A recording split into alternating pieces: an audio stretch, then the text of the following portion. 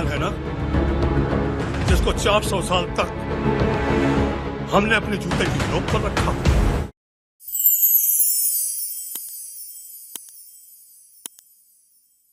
বলিউডে comedian cinema বললে একজনের নামই সবার আগে মনে আসে। তিনি হলেন কার্তিক আরিয়ান।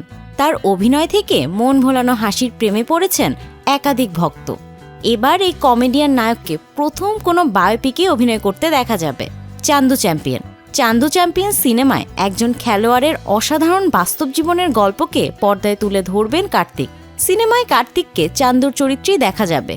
সম্প্রতি চান্দু চ্যাম্পিয়নের প্রথম পোস্টার প্রকাশ্যে এলো, যেখানে কার্তিকের লুক দেখে রীতিমতো সরগরম নেট পাড়ায়। পোস্টারে দেখা যাচ্ছে সূর্যের প্রখর তাপে পুড়ছে জমি, পরনে একখণ্ড কাপড়, যাকে ল্যাঙ্গট বলাই ভালো।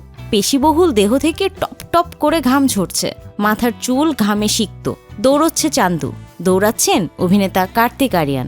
মহারাষ্ট্রের বাসিন্দা মুরলীকান্ত পেটকর।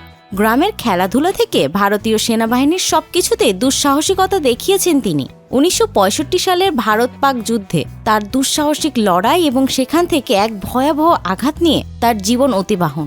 তবুও যেন হার না মানা মনের জেদ। তাই তো তিনি ভারতের প্রথম প্যারালিম্পিক গোল্ড মেডেলিস্ট। সেই পেটকরের জীবন যুদ্ধকেই এবার পর্দায় তুলে ধরতে যাচ্ছেন পরিচালক কবির খান। চান্দু চ্যাম্পিয়ন সিনেমাটি আগামী 14 জুন মুক্তি পাওয়ার কথা রয়েছে। বর্তমানে ভুলভুলাইয়া 3-এর শুটিংয়ে ব্যস্ত রয়েছেন কার্তিক।